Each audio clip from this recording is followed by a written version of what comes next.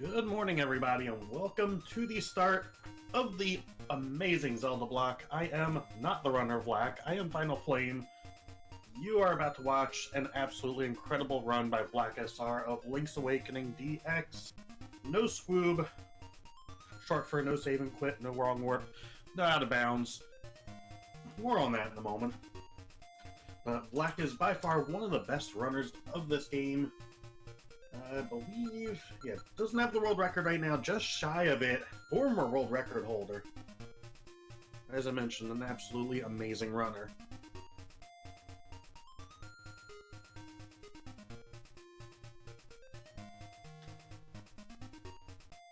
Alright, getting underway in just a second here. So, I'll talk about the category. We have three major restrictions: no saving and quitting. Kind of an arbitrary thing, but it does bring some interesting routing into this. No wrong warp, so we can't abuse something like the doghouse glitch if you've ever seen that. You can't warp to somewhere you're not intended to. No out of bounds.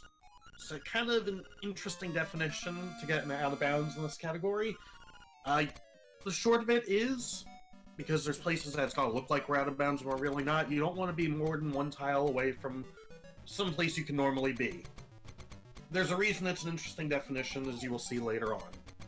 But for now, going through your standard beginning, he just got his shield, he's on his way to the beach to get a sword. He'll be doing the first trick of the run, Quick Sword. Just a minor time save, grabbing the sword a little bit earlier than you're meant to. As you'll be seeing right here, he's going damage boost off of that, which pushes him towards the sword. And immediately following this text box, but before the owl leaves the screen, he should be picking that sword up. The important part of this is getting it. Unfortunately, just missed. You want to ideally get it before the owl leaves the screen. We're talking a second time save, so not a big deal. Alright, and now we're just going to make our way back up to the village, and then into the mysterious woods. We don't need to worry about these rupees in this category. We'll be picking up a 50 rupee chest, and that will be enough for everything we need. So one thing you're going to see here is some minor optimizations. He's going to be doing wall clipping. If you clip a couple pixels into the wall, not only will it enable some tricks later on, but for now it's just a little bit quicker moving, because you're not moving as far in any direction. We're also trying to minimize diagonal inputs. While sometimes they are faster, they're overall slower to do until we get our feather in Dungeon 1. Alright, so going through Mysterious Woods, as I mentioned, going to pick up a 50 rupee chest, and then come up to another trick in the run, Moblin Skip. One of the RNG portions of this run, unfortunately. By the way, right there you have, I believe, 2 pixels to do that spin slash before you fall into the pit. Another time saver, very nice to get that. We're also going to be picking up this mushroom. That's going to enable us to go over some pits later. I know that might sound odd. You'll see what I mean. So, this moblin needs to look up. Look up, please. We said up, not down. Alright, going to reset that real quick. This is RNG, there's nothing we can really do about it, but we need him to do that. We're going to push him with our shield into a specific position, and then watch the other moblin just get into the way and wreck our face. RNG at its finest. So we're trying to utilize this bottom moblin to push us over this pit with an arrow. And that's going to allow us to get the Dungeon 1 key a little bit sooner than expected. Just like that. And now is going to be Owl Skip. So, open the chest, pause the following frame, let go of that, open the save and quit menu, close that, and you're able to move to the bottom of the screen before the owl appears and transition before the owl starts talking. That is a very nice time save. Alright, now with our 50 plus rupees, we're going to go to the village. We have many items to pick up. We need bombs, we need a shovel, we need arrows, and then we're on our way to Dungeon 1.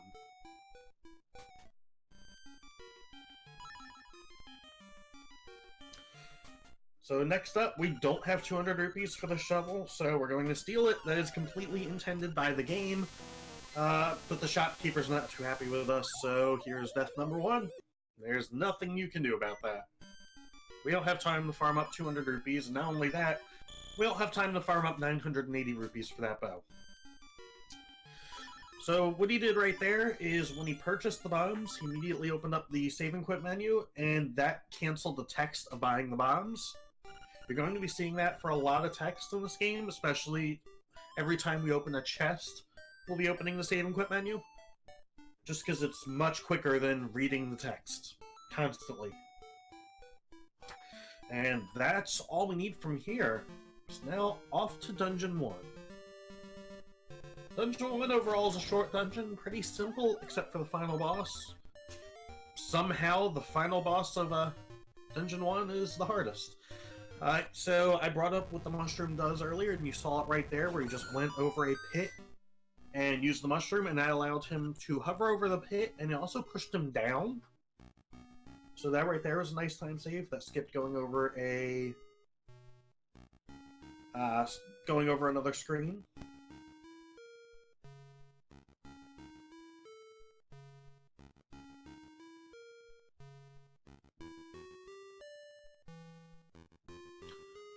Okay, pausing for a moment, it appears. There we go. RNG manipulation. Alright, so something to pay attention of with the bombs and arrows. Our counts are going to be very tight throughout this run. So you see Black using his bow and arrow right now. He has us routed down. I don't know exactly how many arrows he's going to end with, but I can guarantee it's not going to be many. So he needs to make sure when he fires one, it hits and doesn't miss. Same with bombs. We cannot afford to waste any bombs.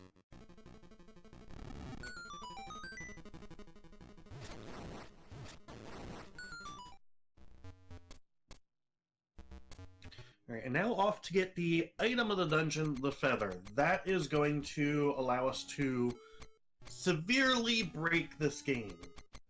It allows us to jump, which not the first time it's been in a Zelda game, but still pretty new. And combine that with other things such as wall clipping, and well, you have game-breaking tricks. You'll be seeing that in a couple of screens. So coming up right here, we're going to make use of that mushroom again. Go over the pit, get clipped into the wall at the bottom, and do a trick known as the super jump. That's using the feather. So what that is, if you're clipped into a wall and do just a certain set of inputs, it's pretty easy to do. The game thinks you're jumping down off a cliff, and, well, Link moves accordingly. You can do this with or without a weapon. It's a little bit easier to me with a weapon, but can be done without. And in that case, it allowed us to skip a key block. You'll also see this being used to skip large portions of dungeons. Alright, so opening the menu there to skip the boss text, taking an unfortunate fall here. Buffering jump out of there gets you here quicker, you don't have to go across the bottom of the screen. I'm not joking when I say Moldorm is the hardest boss. You're here in this small room, it's easy to get knocked off. But he's now done, and there is instrument 1 of 8.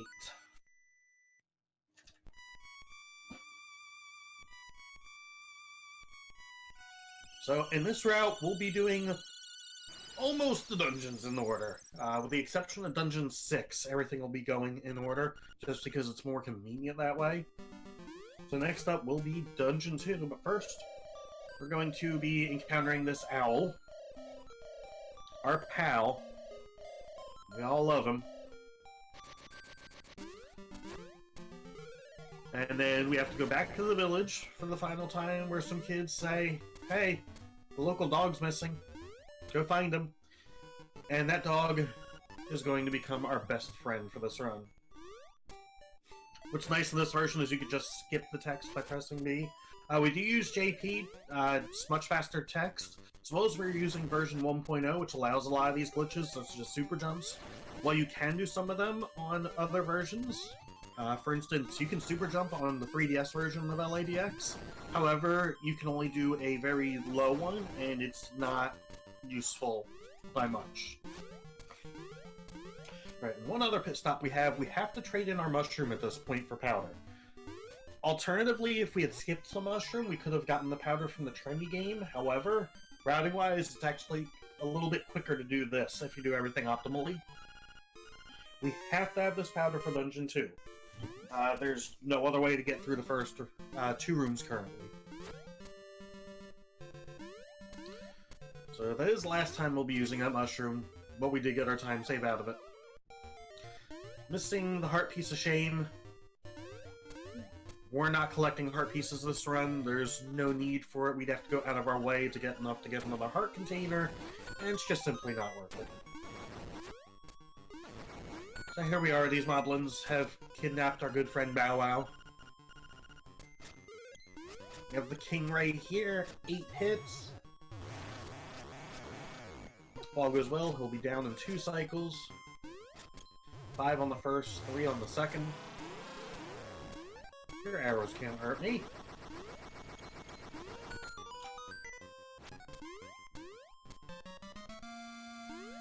And here's our good friend Bow Wow. So, Bow Wow is required to get in Dungeon 2, casually speaking, unless you somehow have a magic rod. We need him to eat a flower. We are then supposed to return him, however, spoilers, we're not. Right here, clipping into the wall, holding left when he touches that rock, and the text box, when it appears, actually moves Link over. Nice RNG on that flower. Absolutely amazing. That is RNG, and that's the best you can hope for. But when you touch the rock, you get moved over a set amount of subpixels, which, if it's enough, will move you over a pixel, and you can just walk right past the rock. Picking up something of great importance there called a piece of power. How that works, for every 30 kills, without saving and quitting or dying, a piece of power will drop. What this does is it increases our attack damage, or sword swing, as well as our movement speed. So it's very useful. However, the moment we enter or leave a dungeon or cave, the effects of that disappear. So we couldn't get this before Dungeon 2. You might have noticed Vlack killing a lot of enemies on the way here that were kind of out of the way. That is why. So as soon as we enter Dungeon 2, we get that piece of power drop and can make the most use of it. Bow is OP, by the way, this early. As you can see, the High Nox went down very quickly. Same with the mini-boss of Dungeon 1. So right here, going to knock these ghosts out of bounds, get our level 2 power bracelet. You see him taking a hit there on the ghost. So it's fine to take a couple hits. However, if you take 3 hits, you will lose the effects of Piece of Power. There's also another drop, which you'll see on our way to Dungeon 3, more than likely. The Guardian Acorn. That drops every 14 kills where you do not take damage. We do not want to pick that up. The issue with that is you cannot be under the effects of both at the same time, and if you're under the effects of the Acorn, you will not get a Piece of Power drop. Those enemies there have to be killed in a specific order. If you do not, you have to go up the stairs and reset the room where that chest just doesn't spawn. As you can see, 3 hits there, and Piece of Power is gone. However, we are just about at the end of the dungeon, so it's not that big of a deal to lose it here. Nice little trick here. You're meant to grab one of those pots and bring it on this platform, but holding a bomb has the same effect. If you're not holding anything, the platform will not go down. So here's the genie. We have a quick kill for this, because this can be a very long fight. Unfortunately, it's still not a short fight, but it is shorter. Gotta wait for 8 fireballs here. Black showing us you can just stand in this corner for some safety for a little bit. So he's going to clip into this top left wall, grab the pot, throw it while clipped, it instantly breaks, puts down the bomb. After this text, the genie gets knocked over to us. 1 bomb arrow, 1 more boss down, 1 more instrument. So the way bomb arrows work, and you'll see this throughout the run, if you put a bomb and an arrow, if you use them both within a couple frames of each other, the arrow will shoot the bomb with it, and upon hitting an enemy or a wall or anything, it will instantly detonate. So you'll have to wait on the bomb timer. very useful through the run.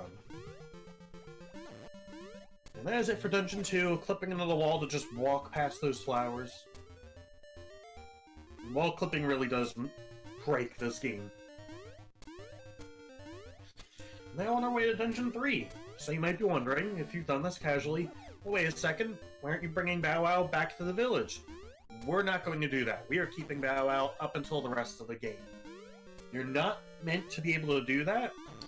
The reason we are able to do that is how we get the Dungeon 3 key.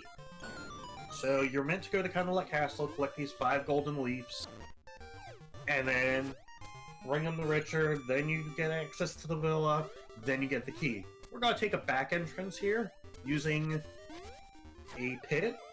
We're going to jump into it, and Vlack is going to be listening for an audio cue here of Link falling into the pit, and you want to be able to pause on that exact frame. So this is a frame-perfect trick, however, we can buffer it frame by frame using the start menu, as you see here.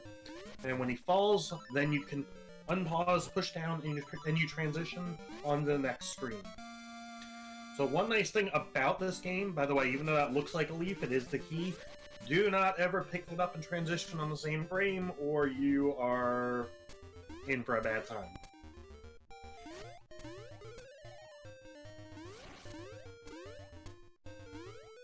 So yeah, what I was saying, one nice thing about this game is a lot of these tricks that you see, while a lot of them might be frame perfect, you are able to buffer them frame by frame, so even casual runners can get into this. Keyholes are kind of optional. If you clip into that wall while facing up, you can just put the key into the keyhole.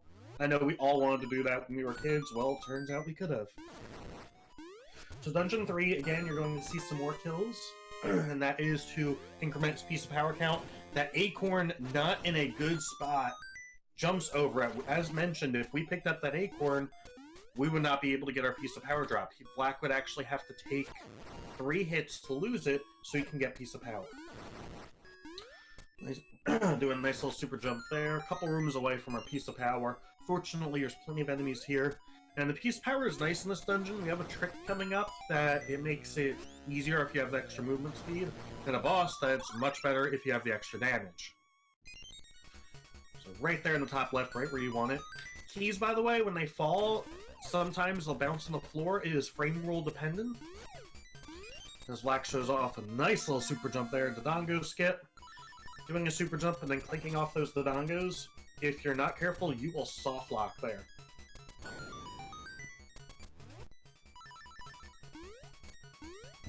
We'll actually be doing that one again. So going through this way to get the boss key, and then going back and doing another Dodongo skip. And yeah, the extra movement speed just really helps out in that. And doing this saves us from collecting 2 keys in this dungeon. So that skips the 1 key block, and we're going to skip this last one as well. Once again, doing a flock clip. So using our boots to just jump across these gaps, and then 2 rooms away from the boss.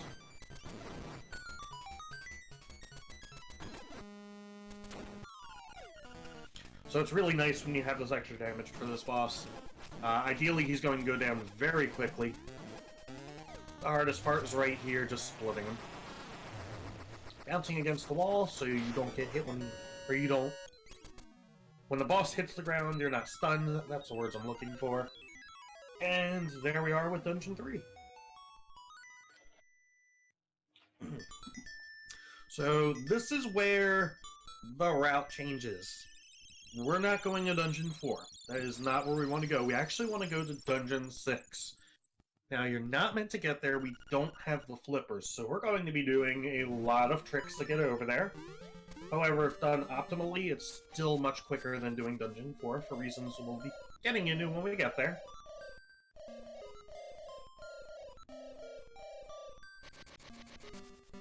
Gotta see here through this owl first.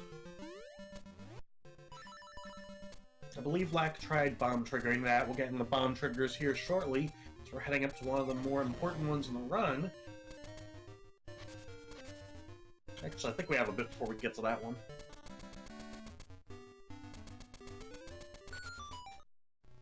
So, gotta go through here, and then we actually have to get the key to open the next dungeon. believe 5 dungeons in total require keys. Dungeon 6 is one of them. Still have Bow Wow with us. So it's nice doing Dungeon 6 now. There's normally an owl on that screen we just went through. However, there's no owl right now, because you're not expected to go this way. So this is the Armos Maze. What's nice about this is any Armos Knights Bow Wow eats, you automatically get an arrow drop. If it's in your way, it's extra arrows. And as mentioned previously, our route for bombs and arrows is very tight, so it's nice to get some extras. That Guardian Acorn, completely useless even if we wanted it, because as mentioned, once you enter or exit the overworld, the dungeon, the cave, any of that, you lose the effects. Nice bootstraps. That boss never stood a chance.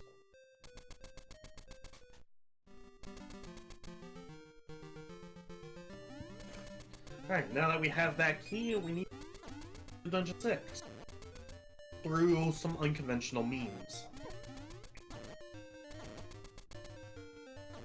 First, gotta make our way back through this, get a few more arrows, if Bow Wow cooperates. Unfortunately, sometimes delete the Zols, and if he does that, you're not getting anything useful.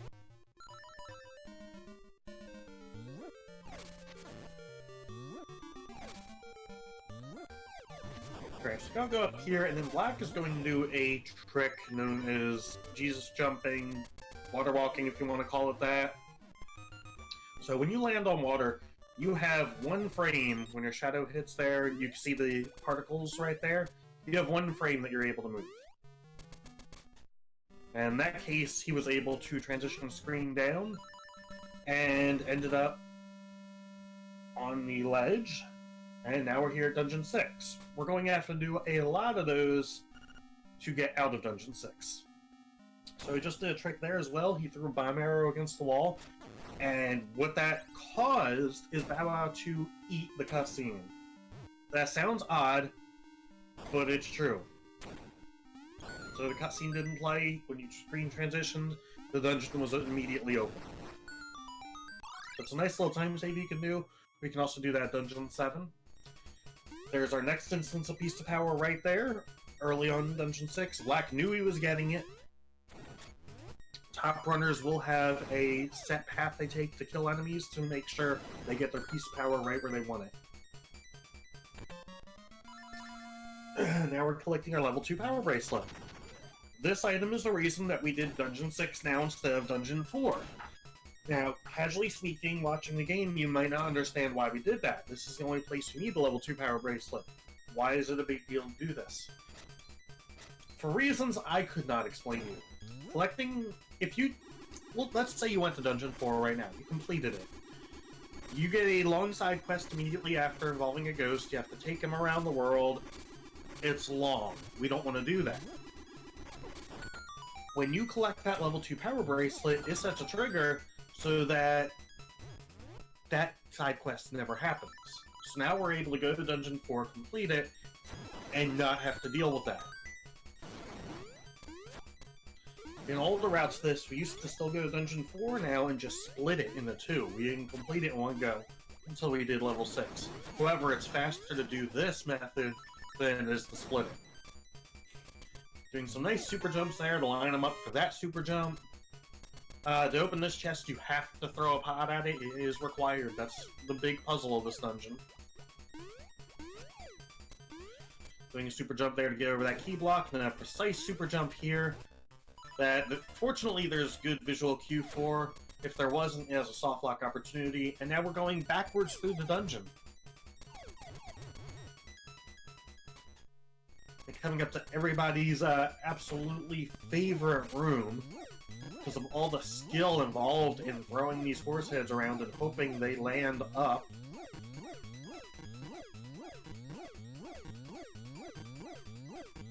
RNG, please.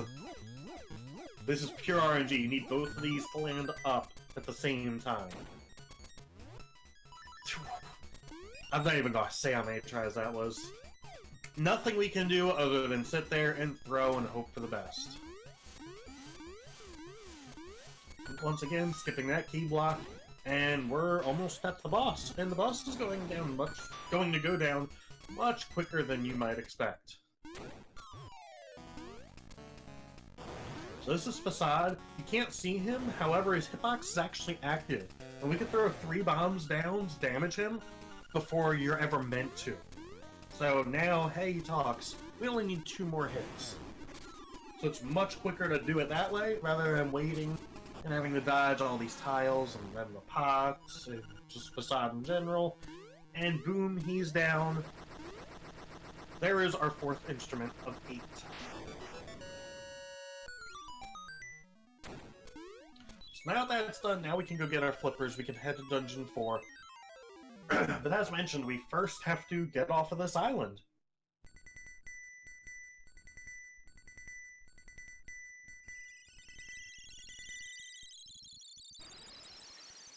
Love the music of the instruments, by the way.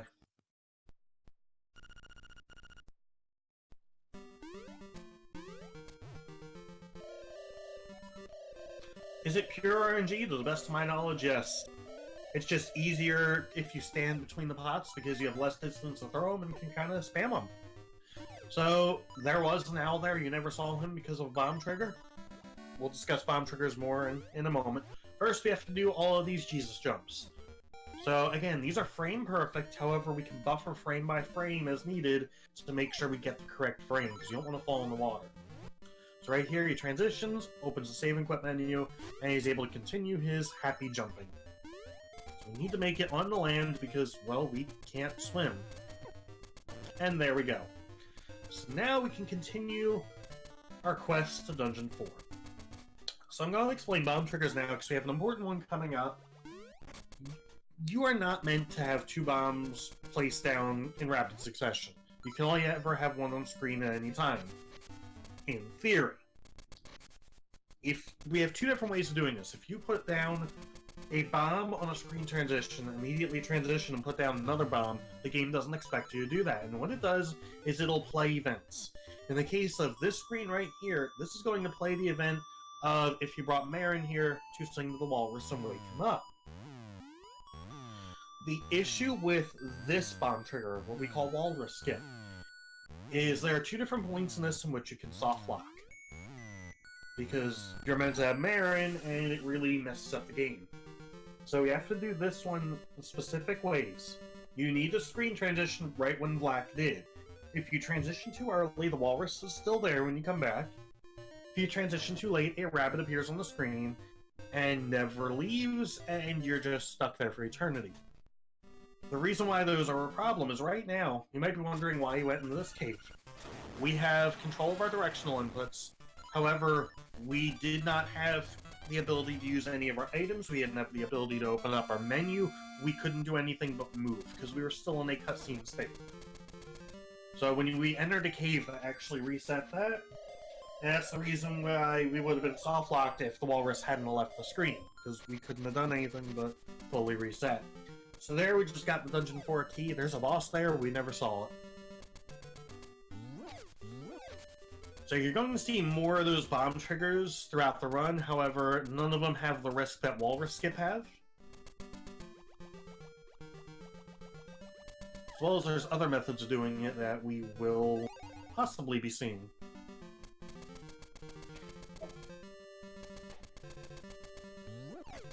Alright, so we have the Dungeon 4 key, now we need to head to the Dungeon 4 keyhole, and then to Dungeon 4 itself. A little bit out of the way, unfortunately. The key was at the complete opposite part of the world. The keyhole is at the base of a mountain. The way to get to the entrance of the dungeon is the top of a mountain. So a lot of walking here, or as you can see, a lot of boots using. Boots movement is very nice, it's very quick if you are good at it and don't bonk a lot. Because if you constantly bonk on the walls, you'll lose a lot of the effects of it. So there's the keyhole. Here's the entrance to the dungeon. Now we have to make our way to the top.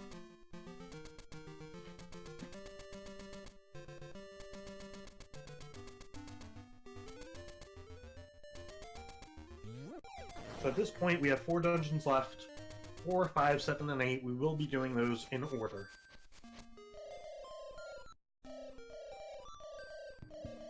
Seeing through another owl cutscene. So we can bomb trigger these and skip the part where the owl flies in, but not the text, which we did after Dungeon 6. However, as previously mentioned, we are limited on bombs, so we only really do it when it's convenient to, it's on our hotbar, or it doesn't take a lot of extra time in the menu. Coming up on Obstacle Skip, it is a frame saver. We love to hype it up. Got it. Wasn't quite lined up at first, but he moved up just a hair and made it work. It's very important to get your obstacle skips, kids. And here we are, Dungeon 4. So to touch on something I just brought up, menuing. Top runners of this game, including Vlack right here, have a set menu route. They know where their items are at all times, and know when they need the items coming up. You want to spend as little time in your menus as possible, because it takes a couple seconds every time you open the menu. And then if you don't know where your items are and you have to search for them, that's even more time spent. So that can be a big difference. It'll add minutes over the course of a run. Vlack getting that key, and you can jump across that gap. You're not meant to, but it's possible. Doing a nice little trick there. Just screen transition over here. And very momentarily, we will be getting our single solitary flipper. Right there, there's only one. So that skips the mini-boss of the dungeon, cue ball. Don't worry, we'll be seeing him later on. Now to get the boss key of the dungeon, and a neat little thing here, you're going to see him clip into the wall, do a super jump, clink off that P-hat twice, making it look absolutely incredible, and boom, we're up here getting the boss key, and then, because of absolutely amazing level design, you can just jump straight to the boss door. There's no glitch involved in that. They just poorly planned that out. One spin slash, 2 bomb arrows later, and Anglerfish is down. Making very short work of Dungeon 4. And don't worry, that's not the last dungeon we will be making short work of.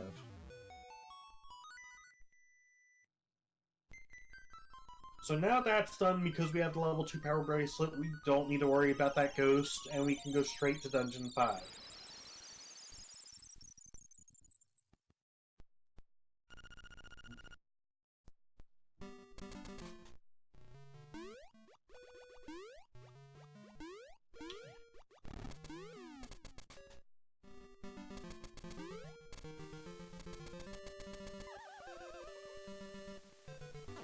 Alright, just gotta take this warp back to the animal village, and well, Dungeon 5 is not far away from here.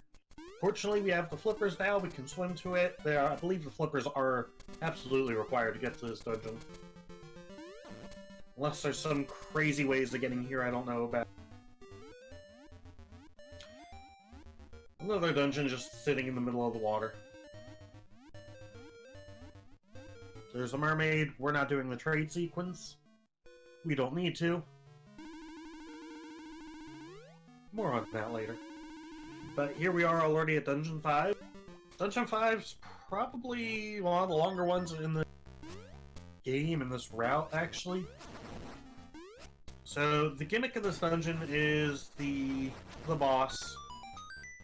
Or the mini-boss, I should say. We have to fight him 4 different times to get the hook shot.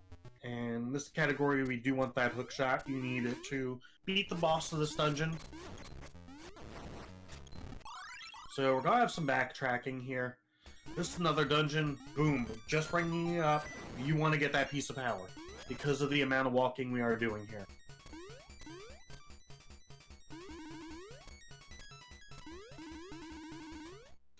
So making our way back here. In addition to 4 mini-bosses, you have to defeat them in a set order. Unfortunately, that means we'll be coming back to that room we just left, once again, a bit later on. You can just see the damage boost of the piece of power, and how quickly those enemies go down.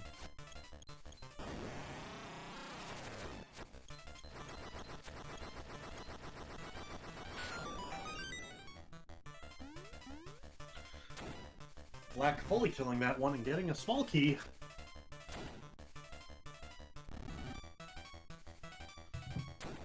So yeah, what you need to do, the first and the fourth time you defeat him takes 3 hits, the second and third, it takes 2. If you hit him an extra time, you actually get a small key, as he showed off there. If you're ever unsure the order you're supposed to defeat those in each of those rooms, there's actually blocks in the corners. The first room to defeat it in is 1, the second is 2, 3 in the third, 4 in the fourth. So it's one of those subtle things, they are marked, but a lot of people might not realize it.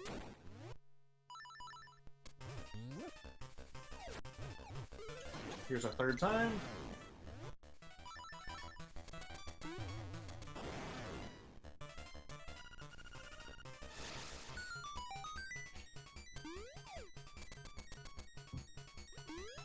Now we're going to do a super jump here without using a weapon. That's called a naked super jump. And go down here to get our boss key. But first we have to do a dumb jump. There's plenty of these in the game. I believe this is dumb jump number 2. I've lost track. So right there, what a madman. Doesn't even line it up, gets it perfectly. You're meant to have the hook shot there, but if you jump between the 2 tiles, standing in the middle of them, the game doesn't have enough time to put you into the pit, and as long as you're holding down, you'll make it across. I would say it's not as easy as he just made it look.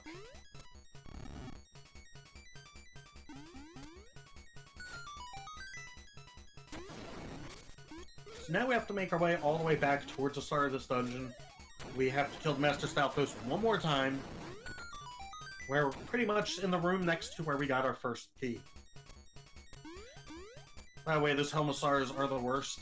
The trick to defeating these is that you don't actually need to be behind them, you just need to be facing the same direction as them. And if you do that and hit them with, a spin slash, it'll still damage them. So here we are, 4th and final time, lining himself up perfectly. Down to 0 arrows,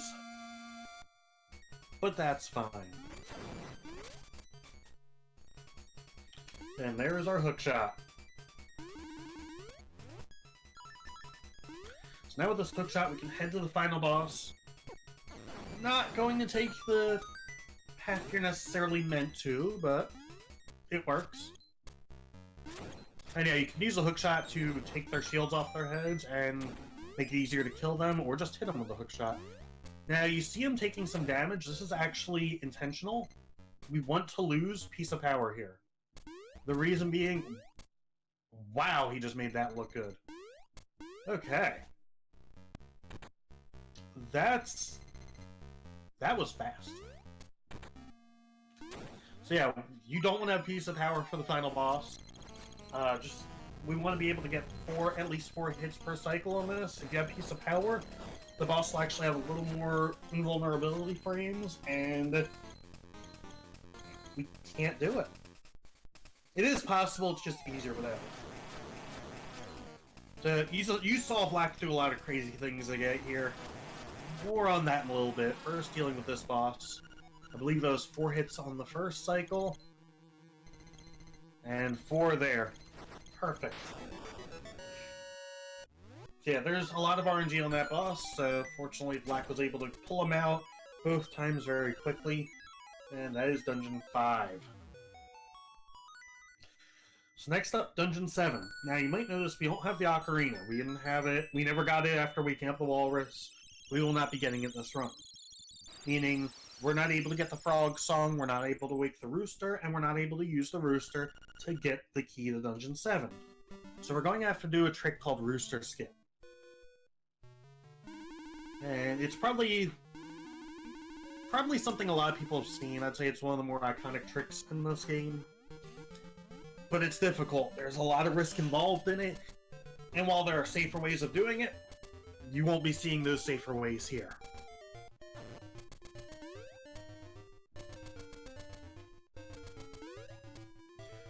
Yeah, there are plenty of ways of wrong warping this game. We won't be showing them off in this category.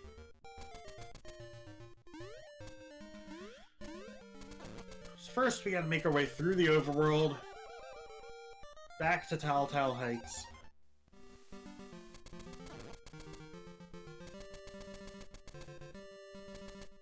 Using this warp, saving a couple screens. Piece of power there, just... I don't think at this point there'd be any benefit to picking that up, because we're not going to be in the overworld much longer. We're not going to be killing anything, at least intentionally here. Does opening the egg require the ocarina? Casually speaking, yes. However, in a speedrun setting, we have ways around it. Making our way back through here, getting another obstacle skip coming up.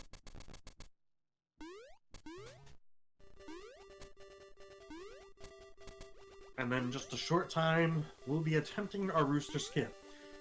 Now, the trick with Rooster Skip, or I guess the risk involved in it, is this area you're seeing right now. If you fall while attempting the skip, you end up back down here. And just pay attention to how far we have to go to get back to this cave.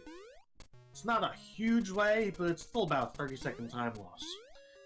So what we're going to see here, Black is going to jump into a pit, bring out his hookshot, and what he's going to attempt to do is fire his hookshot and jump on the frame right after the hookshot, or right before the hookshot fully retracts. And if he does it right, you see what happened. He just jumps across the pit. He has a frame where he's able to jump.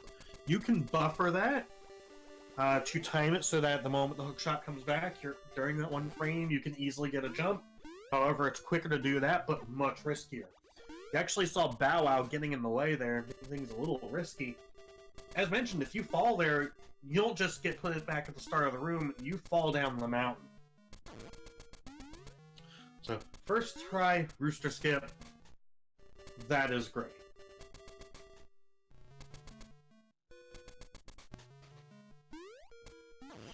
So now we just have to make our way through this cave system off of Dungeon 7.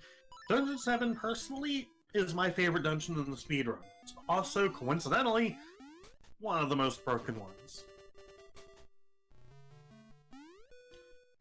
First, we will try and manipulate Bow Wow here to, once again, eat a cutscene. This is the last time we will be able to do that. We'll see if he decides to cooperate here. And he did. Transition, and suddenly the dungeon's open.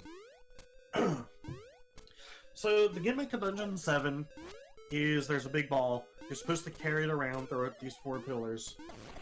We will not be doing that, if you haven't guessed by now. This is another major instance of us using bomb triggers. You can do, on each screen where the pillars are, in a set order, you can do a bomb trigger, and it plays the event for that screen, which is the pillars falling down. So you gotta see right here, there's the first one. Doing it on the screen transition, here again. Now, alternatively, another way you can do these, which you will not be seeing here, is you can put 2 bombs into the pits within 4 frames of each other. When doing that, though, you need to be careful and not accidentally mash all of your bombs away, or you'll run out and you do need bombs later on. Coming up for Dungeon 8 as well as the Windfish Egg. So you gotta be careful with that. Flack getting all of them first try, though. No issues there. And the dungeon's mostly over because of that.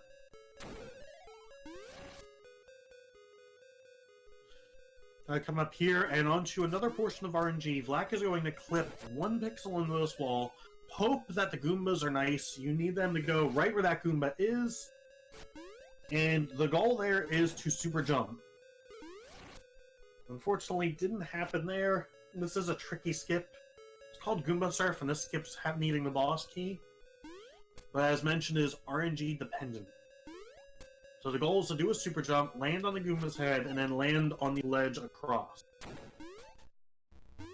There are alternate methods of rather than doing this, however, they are all slower. So there we go. World record for this game is 52:05, I believe. Someone can correct me if I'm wrong. So this is Evil Eagle. You're meant to have the mirror shield here. You might notice we didn't pick it up because we don't need it. 3 bombs and the boss is dead.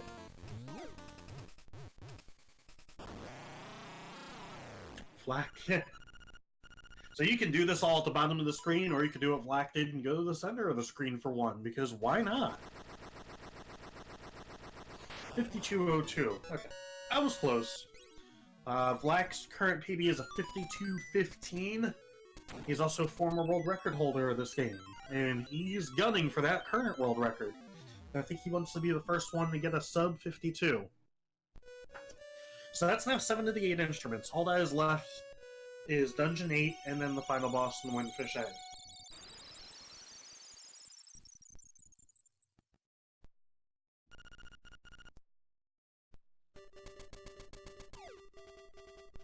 Alright, so first things first, as soon as we leave this dungeon, we're gonna walk down. You're meant to fall into this pit and end up in the river below. But if you open the save and quit menu there, you can continue pressing down and skip falling into the pit. So that is... honestly, it's actually a pretty big time save, not falling down to the bottom. So now we have to go up here, go towards Dungeon 8. Nothing too crazy on the way to that.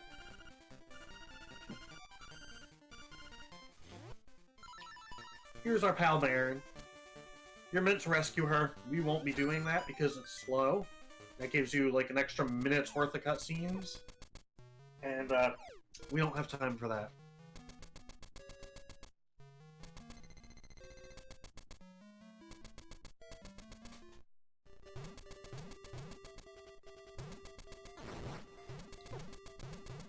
So working our way towards Dungeon 8. You get some interesting visuals here, because you're not meant to have Bow Wow and these other guys, the mini Moldorms, on the screen at the same time. And it kind of messes up the graphics in a comical way.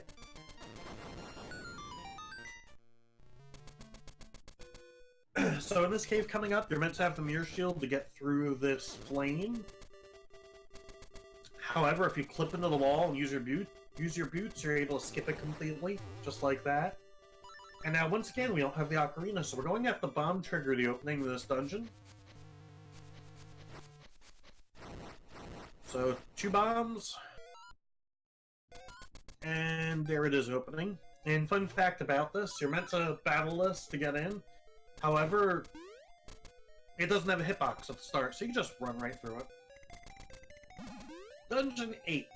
So, this is a very large dungeon. So, of course, we're skipping most of it. So you see these walls?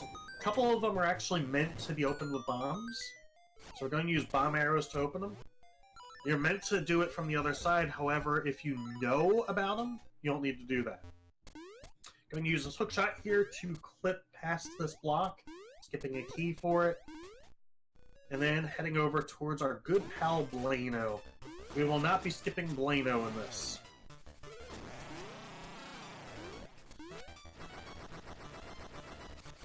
4 spin splashes, and he's down. Don't get punched. You don't want to go back to the start. And then we'll get our magic rod. So the reason we can't do Blano skip here is it requires landing on that center platform at the bottom. Turns out that is actually out of bounds. It is the reason that the out of bounds definition is a little bit on the long side, if you will. So now we have our magic rod. Now we can head over to Q-Ball, mini-boss in this dungeon, and Guardian of the Big Key. First, we're just going to jump on this lava, do a super jump, grab our refills. I actually hadn't seen that way of doing it before.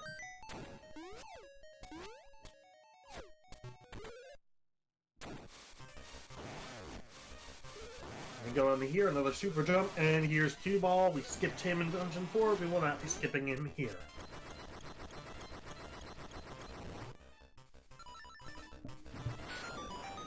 That was Q-Ball. And now this next room, kind of been coined the rumor. There's about a million different ways to do it.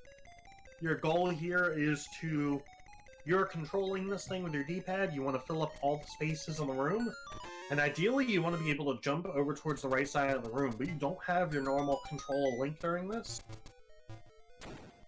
So Black had it set up perfectly where he was able to land right by that chest and open it immediately. Normally you're meant to wait by the door of the room, but utilizing the feather we can just do that. Grabbing one more pack of arrows, doing another Jesus jump here, landing on the lava, and then you're actually clipped into the wall just enough you can do a super jump there. And here's Hothead. Hothead is stupid. So, wow, what a great fight there. His health makes no sense. It seems like he could take 1,000 hits, or 5 hits like that. Don't ask me how it works. But that's Dungeon 8, and that is all the dungeons. So now that is done, also Wang Boys, see Franker Face Z for details. Now that that's done, we'll be heading towards the Windfish Egg and the final boss. And there's going to be a lot going on there.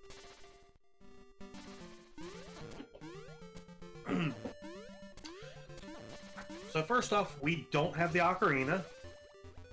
So we will be, once again, bomb triggering to open up the egg. Not the last bomb trigger we will be doing, however.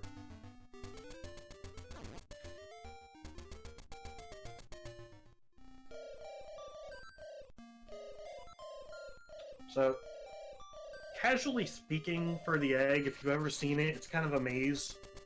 The main room of it is it's all the same, and you need to do the trading sequence, get a magnifying glass, read a book in the village to know the path through it. We don't need to do that.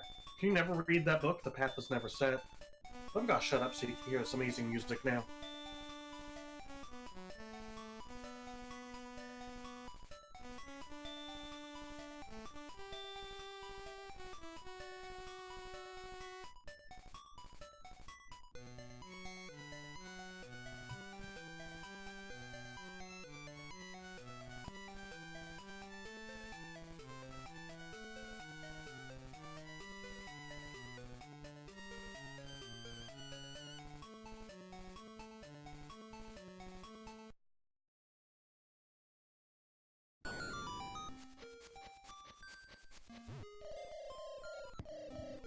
Always love that song. So yeah, if we don't read that book, we know what the path is. It has a default path.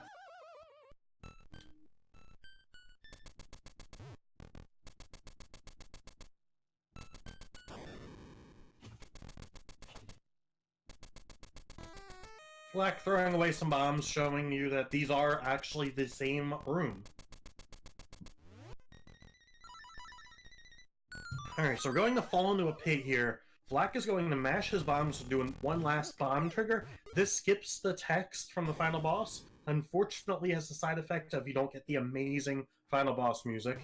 Doing some things here, this is required. This is a manipulation to get a blob quick kill. You're meant to use powder on this boss, but if you do that, it just dies instantly. That is important, and now phase 2 is Aghanim. So, 4 hits, kind of similar to the fight in Link to the Past. You can get 2 different colors balls. We don't want any blue balls. So we're actually going to manipulate him so that we don't get any. This manip was actually found by Vlack pretty recently. Based on where Aghanim is standing, we know which ball we're going to get, blue or yellow, and based on that, we can change where we stand. So perfect right there. That was great manipulation. There's a lot to that, but just like a lot of things in life, there's an app for that. And I'm somehow not joking. That was Moldorm, by the way. He stun-locked him into a quick kill, 16 hits, and he went down very quickly. Here's Ganon, 12 hits, and he's down. This here is Lanmala again, and, well, he's gone. And we're at the final phase. This is Deathel. 16 hits to the eye with an arrow. This is RNG. We need him to open his eye. And you want to be careful. You don't want to get hit too many times. Lack, fortunately, has a lot of health, so he should be alright. Trying to keep him locked into that corner. He moves a little bit, but that's alright. Okay. 4 more hits. Open up, Deathel.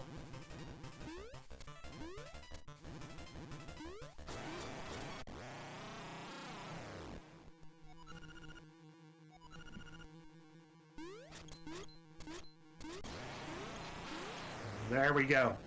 So time will be coming up.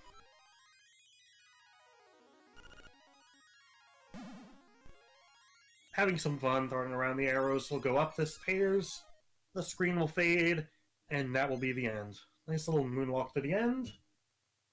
And that was LADX. Fantastic job by Black.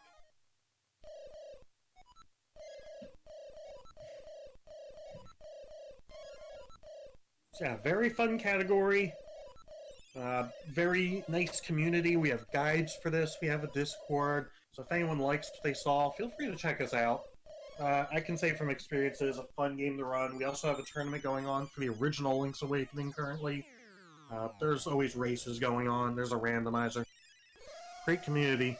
But be sure to give Vlack a follow. He is one of the best runners of this game, and he is actively going for the world record in this category right now.